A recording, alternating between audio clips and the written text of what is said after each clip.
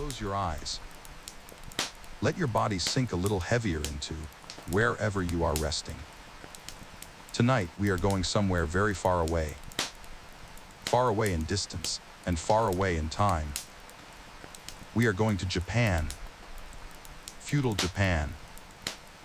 The year is somewhere around 1750. The Edo period, a time of deep peace, strict order, and extraordinary beauty in the details of everyday life. The wars that once tore this island nation apart have ended. The great warlords have submitted. The shogun rules. And the samurai have become something unexpected. They have become scholars, artists, administrators, gardeners of discipline. There is a man we are going to follow tonight. His name is Ichiju Hiroshi. He is 41 years old. He is a samurai of the middle rank, not a lord, not a peasant soldier. A man of quiet authority in a castle town on the edge of the mountains. Tonight, we will follow him through a single, unremarkable day. No battles, no duels, no dramatic moments, just his day. And it is in this ordinariness that something extraordinary lives. Let the rain on the roof be your only companion for now. We begin before sunrise. Takeda Hiroshi does not use a rooster to wake him. He does not need one. His body has been trained through years of discipline, through the rhythm of seasons to wake in the hour before first light. The Japanese called this hour the Ashi Mitsudoki, an old tradition, the darkest part of night, just before the world begins to stir. He opens his eyes. The room is nearly black.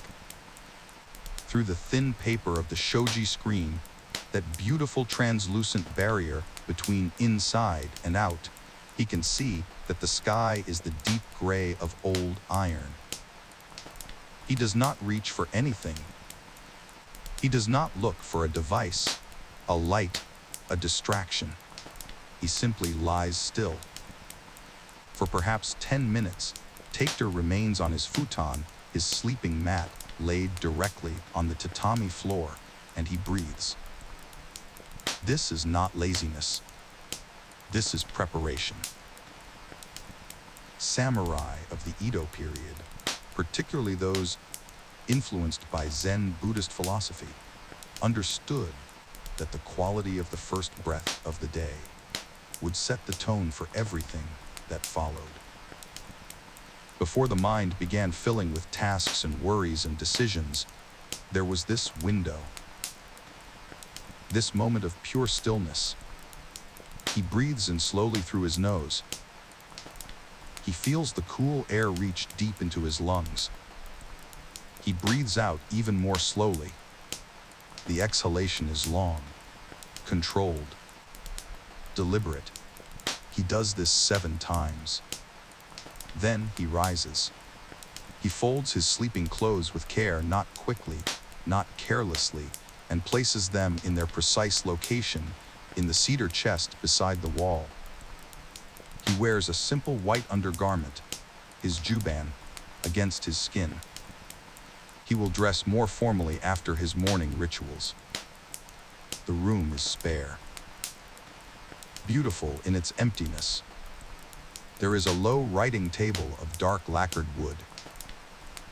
A single scroll painting on the wall, bamboo in mist, brushstrokes that suggest more than they show.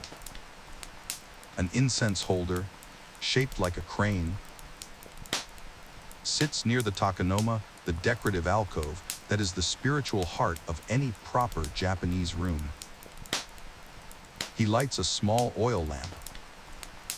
The flame is tiny and gold. It pushes the darkness back just far enough. He steps into his wooden sandals and walks to the small garden behind the house. Even in rain, he comes here. The garden is small, perhaps 12 feet across. There is a stone lantern, dark with moss. A pine tree that has been shaped over 20 years into a form of controlled elegance. Raked gravel, white as chalk, making gentle wave patterns that his servant rakes fresh each morning. He stands here for several minutes, just standing, feeling the cold rain on his face, feeling the ground beneath his feet, reminding himself, as he does every morning, that he is a body in a world, not just a mind inside a skull. This practice has a name in Japan. Kanso, the finding of beauty in simplicity, the awareness of what is immediately present, the rain on his skin, the smell of wet pine, the cold, the quiet. He breathes it all in, and then he is ready, back inside. Takeda prepares his meditation space. This takes time. The preparation is not separate from the practice, it is part of it.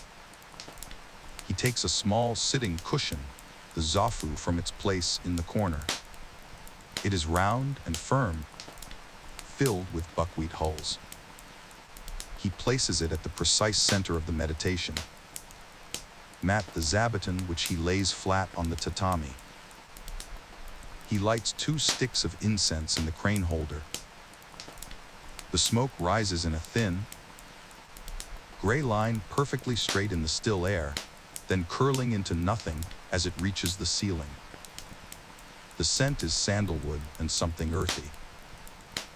Cedar, perhaps, or the resin of pine. He settles onto the zofu, crosses his legs into the half-lotus position, left foot resting on the right thigh. His spine is straight, not rigid. His hands rest in his lap, left over right, thumbs touching lightly. This mudra, this hand position, is thousands of years old. His eyes are not fully closed. They are lowered, directed at the floor about 2 feet in front of him. A soft gaze, unfocused, present without fixating. He begins.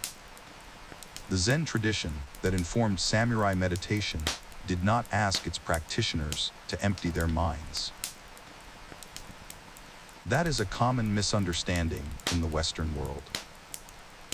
Zazen asks for something different, and in some ways harder. It asks you to sit with whatever arises and let it pass without following it. A sound, the rain, intensifies for a moment. He notices it.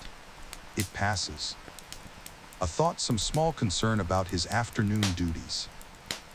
He notices it. He does not pursue it. It drifts away like smoke. A sensation, his left knee aching slightly in the cold.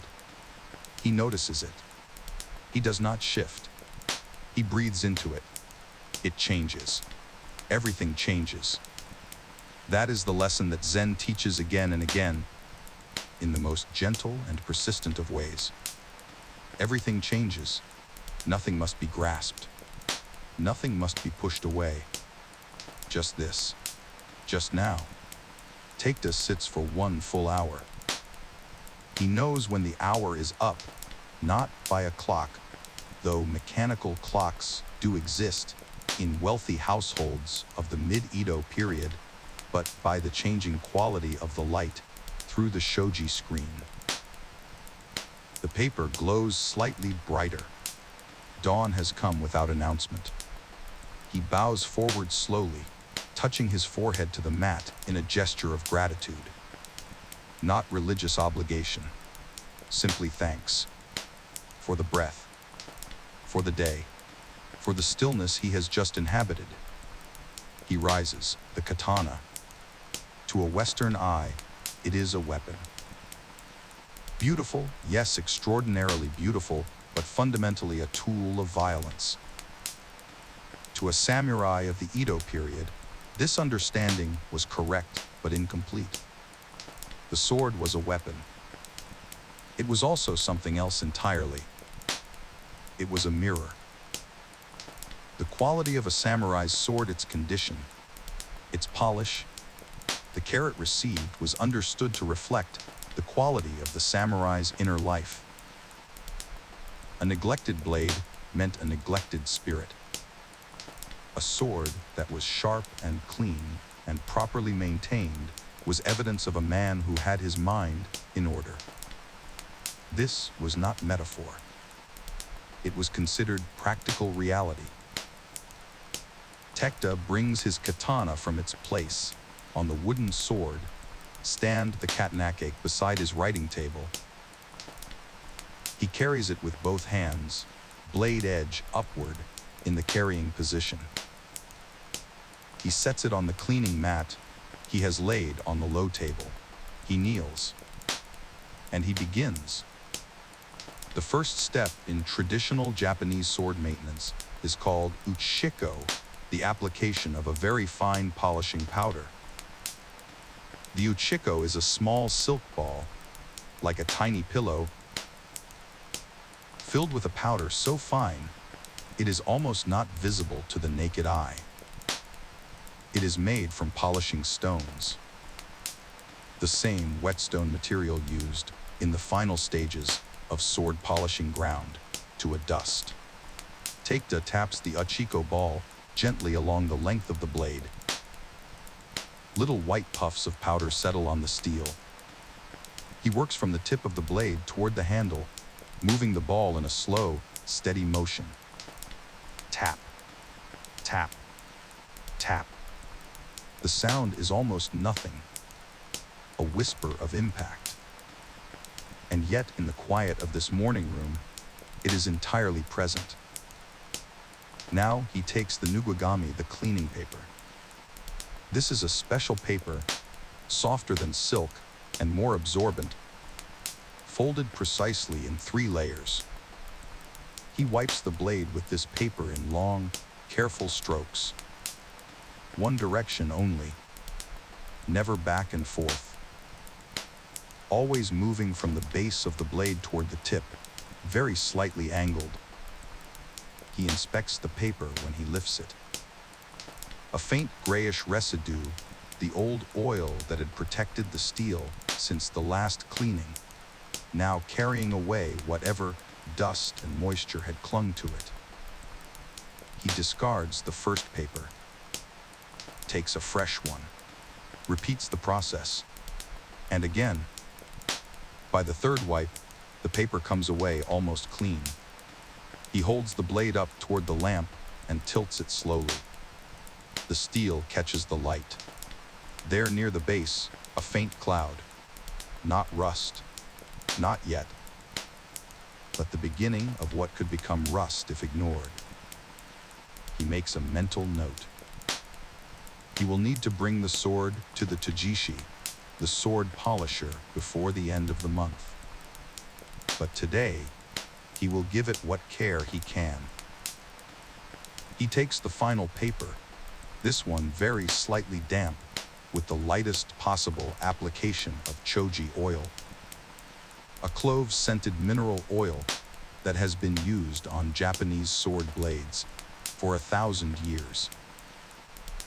He applies it in the same slow, careful strokes, one direction, from base to tip. The oil is protection, a very thin barrier between the living steel and the moisture in the air. He works the entire blade, then the back of the blade, then the flat of the tang near the handle, then carefully, always carefully, the area near the guard. This process, from start to finish, takes 40 minutes. It is not tedious to him. Or rather, if it is tedious, he has found the peace inside the tedium. His mind does not wander. His thoughts do not drift to this evening, or last week, or some imagined future. They stay here, with the paper, with the blade, with the tiny movements of his hands. This, too, is a form of meditation. The Hagakure, the great samurai text of the early 1700s, is in the practice of all arts. One should never grow careless. The sword cleaning is not maintenance. It is practice. The practice of attention. When the cleaning is complete, he examines the blade one final time. He tilts it in the lamplight. The ham in that beautiful wavy line along the edge of the blade, where the hard cutting edge meets the softer back of the steel, catches the light and shows itself in silver and white and gray. It is like a frozen wave, like cloud patterns. No two swords have the same hamen. Every swordsmith leaves their signature in this line. Takeda's katana was made by a swordsmith 3 generations before him. The blade is nearly 100 years old. It is, by the standards of its time, not especially valuable, but it is his. His father carried it. His grandfather received it new from the swordsmith's hands. He wraps the blade in clean cloth, slides it back into the scabbard with a soft, wooden click, and returns it to the stand. He bows once to the sword. Then he prepares for tea. The Japanese tea ceremony is called Chado, the way of tea, or sometimes chinoyu, hot water for tea. These names are deceptively simple. What they describe is among the most sophisticated aesthetic and philosophical practices in human history. The founder of the formal tea ceremony, as the samurai class practiced, it was Senno Rikyu, a tea master who lived in the late 1500s. He formalized what later became known as wobi-cha, a style of tea ceremony rooted in concepts of wobadi-sabai, the beauty of imperfection, impermanence, and incompleteness. Rikyu did not want gold and grandeur. He wanted a small room, rough clay bowls, simple garden paths wet with rain.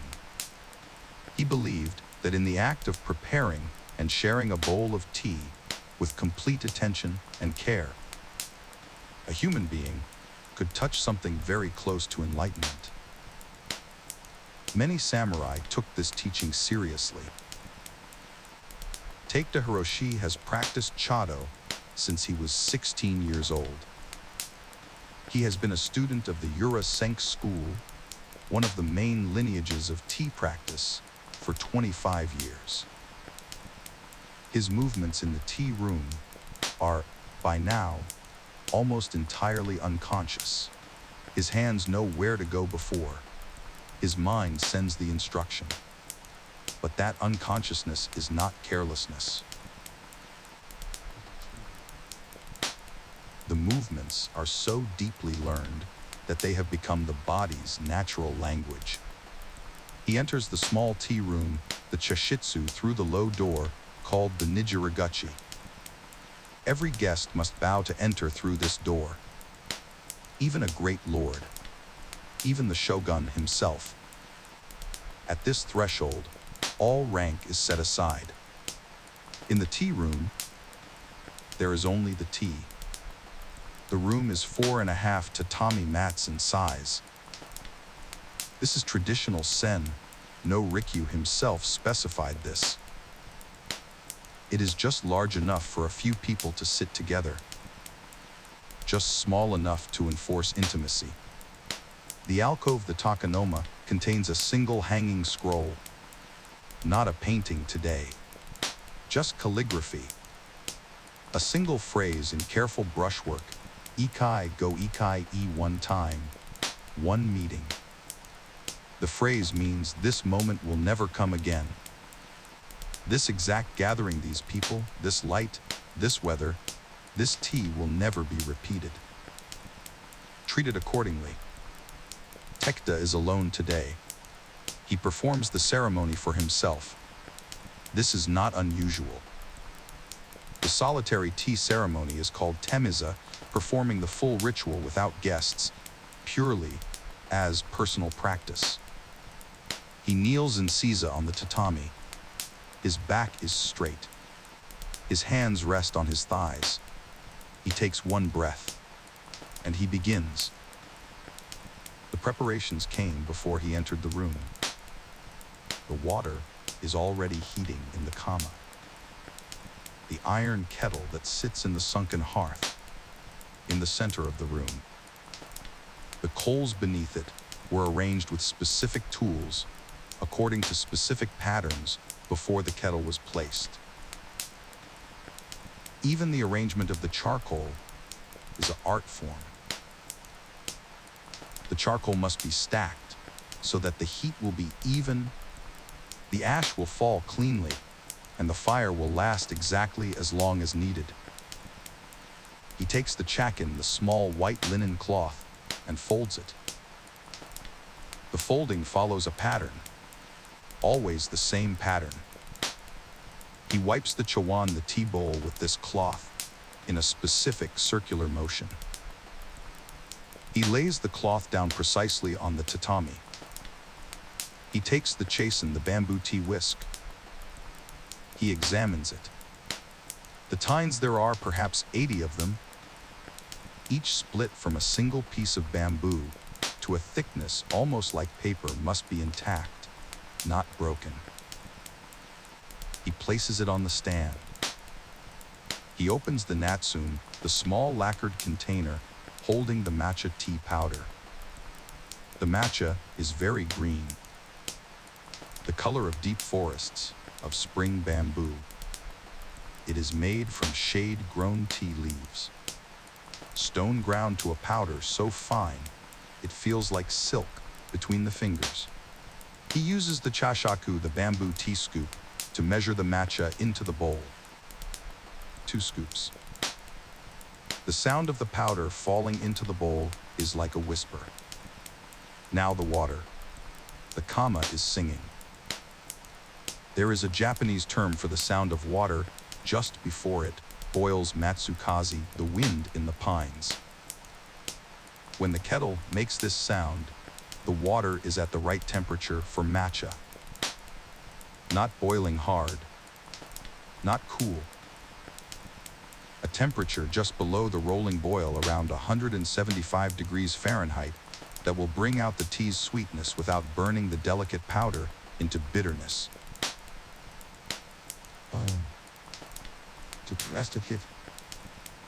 He lifts the ladle, the hishaku, and transfers water from the kettle to the bowl.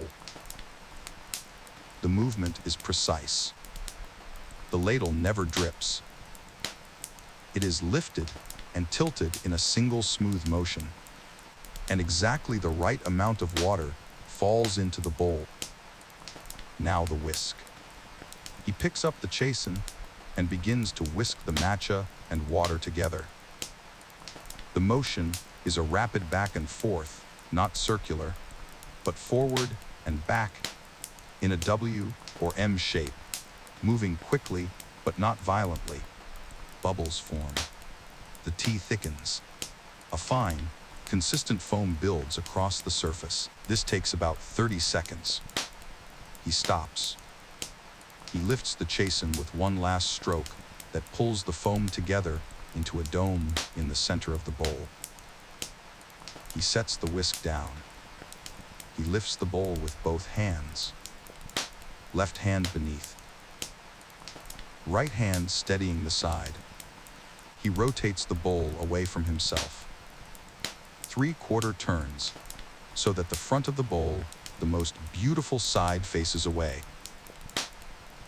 You never drink from the best face of the bowl. You drink from its less perfect side. Another lesson in wabi-sabi. He brings the bowl to his lips. He drinks slowly. 3 sips and a little extra. Each sip is tasted fully. The flavor of matcha is complex, grassy, slightly bitter, umami rich. Then when whisked properly and at the right temperature, sweet. A deep vegetable sweetness that blooms at the back of the mouth. He lowers the bowl. For a long moment, he simply exists with the taste. He wipes the rim of the bowl with his fingers.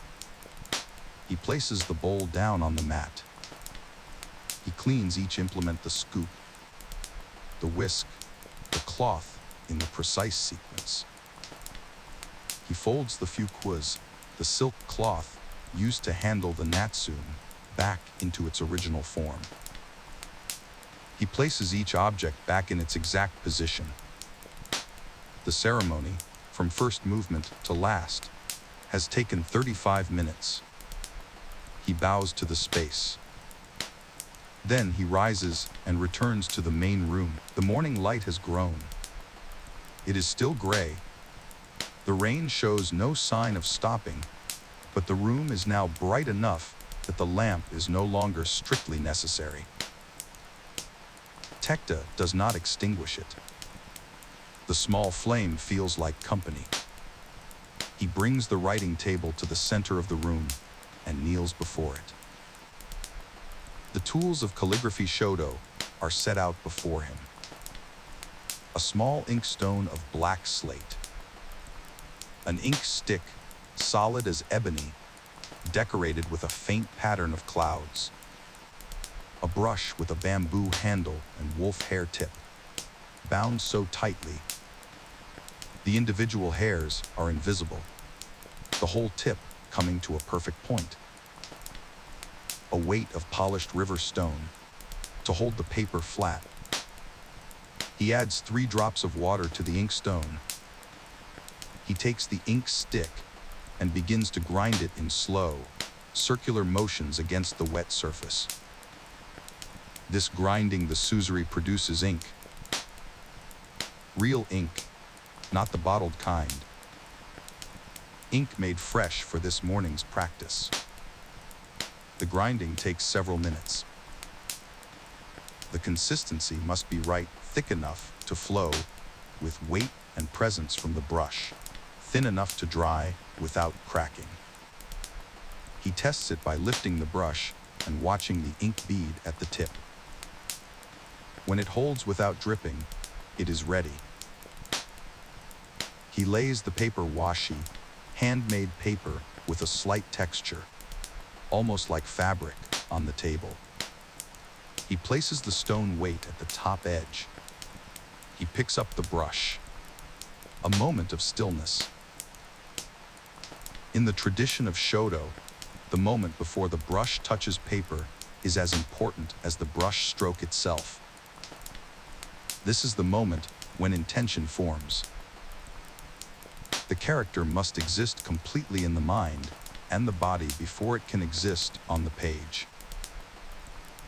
To hesitate after the brush has touched paper is to lose the stroke. So you wait until there is no hesitation. Until the movement is inevitable, he writes.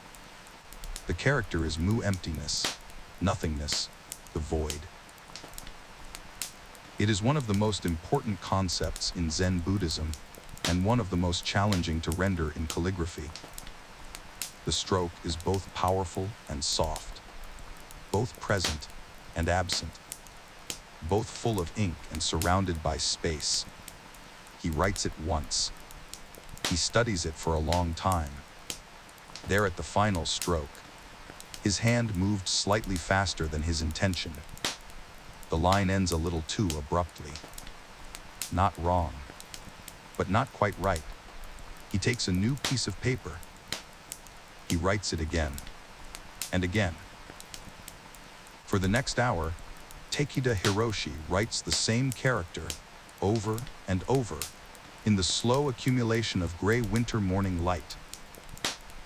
Each repetition is not monotony. Each one is a fresh attempt. Each stroke teaches him something about the stroke that came before. By the 12th attempt, something has shifted. He cannot name it precisely. The brush moved through the character in a way that felt, for a moment, like it had no weight at all, like water finding its path down a hillside. He sets the brush down, looks at the paper. He nods very slightly. Tomorrow he will try again. In the afternoon, Takeda goes to the practice yard. he has changed into more formal practice clothes. A dark akama, the wide-legged trousers of the samurai class, over a white kimono. His movements in these clothes are different from his movements in morning wear. More deliberate, more carried. The practice yard is at the end of the garden. It is simple, a packed earth lane, perhaps 30 meters long, with a wooden target stand at the far end.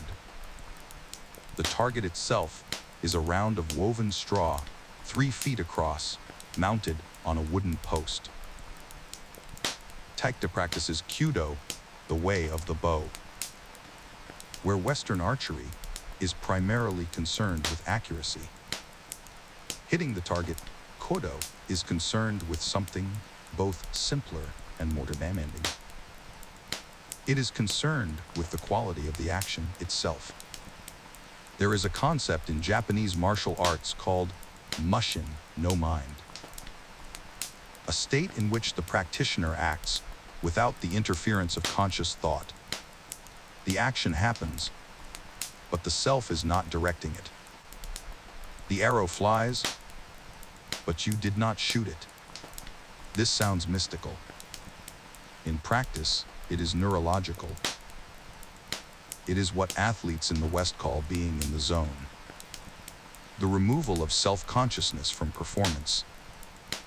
The bow Taekwondo uses is the yumi, a distinctive Japanese longbow that is asymmetrical. The grip positioned at the lower third of the bow rather than the center. Made from laminated bamboo and hardwood. It stands over 2 meters tall, significantly taller than the archer himself. He takes his position at the shooting line. His feet are shoulder width apart. His posture is upright, relaxed. He nocks the arrow and begins the slow drawing sequence. In Kyudo, the draw is not a fast mechanical action. It is a choreography. The bow is raised above the head, then brought down as it is drawn, the bowstring coming to rest beside the archer's cheek. The sequence Yugami, Ukyokoshi, Hikiwake. Kai, each stage has a name and a meaning. Kai, the full draw, is held. Not for a split second, as in Western archery, but for several breaths. The tension of the bow, fully drawn, is tremendous. The archer holds it not with muscular force, but with bone structure and breath. The arms and shoulders are aligned. The back muscles bear the load. The hands are merely the last link in a chain that begins at the feet. He breathes. He breathes again. And then Haner, the release. In Kyudo, the release is not caused by the archer opening his fingers. It is caused by the bow itself, by the accumulated tension of a properly held draw, finding its own release. The archer does not let go. The arrow leaves. The arrow crosses the yard in near silence, a whisper of fletching through wet air, and strikes the target with a clean, firm sound. Taekwondo does not react. He holds the follow-through position Zanshin, remaining heart with the bow extended, his gaze still at the target, his body still as a statue. Then he lowers the bow. He retrieves the arrow. He returns to the shooting line. He knocks again. He will shoot 20 arrows this afternoon. Each one with the same slow, complete attention. The evening comes early in winter. The samurai household's kitchen has been active since mid-afternoon. Taekwodo's cook, an older woman who has served the household for 30 years, has prepared a meal that follows the traditional Ichiju-Sansai format: 1 soup and 3 sides, accompanied by rice. The meal is not elaborate. It is not meant to be. The aesthetic of the samurai table like the aesthetic of the tea ceremony, valued restraint. The food was fresh, seasonal, carefully prepared, and served in beautiful but simple vessels. Tonight there is miso soup made with white miso, a gentle, slightly sweet variety with soft tofu and wakame seaweed. There is grilled yellowtail fish, lightly salted and served on a small ceramic dish with a slice of pickled daikon. There is simmered burdock root with sesame and soy. There is a small dish of pickled vegetables sukimono to cleanse the palate. And rice. Always rice. The steamed white rice of Edo, Japan, was a luxury not available to the peasant class who ate millet and barley. Rice on the table marked this as a household of standing. Takeda eats without haste. He does not read while eating. He does not conduct business or receive visitors during the meal. Eating, like the tea ceremony, like meditation, like sword cleaning, is something done with full attention when it is done. He chews slowly. He tastes fully. He sets down his chopsticks between bites. After the meal, the evening bath. The Japanese bath of furo is not primarily for cleaning. The cleaning happens before the bath. You sit on a small stool outside the deep tub and wash the body thoroughly with soap and water. Then you rinse. Then you enter the bath. The tub is deep and small, made of fragrant Hinoki cypress wood. The water is very hot, perhaps 105 to 108 degrees Fahrenheit. The steam rises. The scent of the cypress is released by the heat. You do not splash. You do not move much. You simply soak. This is not indulgence. The Japanese bath is a daily ritual of physical and mental reset. The heat loosens the muscles that the day has tightened. The steam clears the sinuses and the mind. The cedar scent is sedative. Tekta sits in the bath until the water cools slightly, perhaps 20 minutes. He does not think. He allows the heat to work. He dresses in his sleeping kimono light cotton, blue as the night sky. He combs his hair and ties it simply. He goes to his writing table. The samurai of the Edo period were expected to be learned men. The concept of bunbu ryodo, the dual path of the literary and the martial, was central to the samurai ideal. A warrior who could not compose poetry or discuss philosophy was considered incomplete. Tonight, Tekeda reads. He has a scroll of the Analects of Confucius, the foundational text of East Asian ethics, and he reads it slowly, a few passages at a time, stopping to consider each one. He has read this scroll many times. It does not matter. Each reading reveals something different, because he is different each time he reads it. He also has a book of haiku, the 17-syllable poems that the Edo period raised to its highest form. The master Matsuo Basho, who lived a century before Tekeda's time, wrote poems that the samurai class memorized and discussed as seriously as military strategy. He reads one poem slowly. He closes his eyes. He lets it sit in the mind like a stone dropped into still water, watching the ripples. Then, in the last hour before sleep, he takes a fresh piece of paper and he writes. Not great literature. Not yet. Perhaps never. But he writes. 3 lines.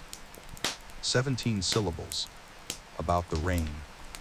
About the sword in its stand. About the tea bowl, still faintly warm. The last act of the day is the preparation for sleep. Taekter returns to the small garden one final time. The rain has eased to a whisper. The stone lantern is dark. The raked gravel of the garden glistens. He stands in the garden in the dark for a few minutes. He does not reach for thoughts about tomorrow. He simply stands. Then he goes inside, lays out his futon on the tatami, and sits beside it for what he calls his ending. Practice a brief meditation that closes the day, the way the morning one opened it. He does not review his failures. He does not plan. He simply traces the day in memory, as if watching it from a slight distance. The garden at dawn. The incense smoke rising straight. The feel of the cleaning cloth against the blade. The sound of the water in the kettle approaching Matsukaze. The brush finding its way through the character, once in the proper way. The arrow crossing the wet air. He breathes. One last breath in. One long breath out. He lies down. And the day this quiet, unremarkable, immaculate day releases him. There is a teaching in Zen that says, before enlightenment, chop wood, carry water. After enlightenment, chop wood, carry water. The samurai of the Edo period understood this. The path to whatever mastery they sought was not through extraordinary events. It was through the quality of attention brought to ordinary ones. The sword cleaned with full care. The tea made as if for the last time. The brush stroke held until it was inevitable. The arrow released not shot from a still mind.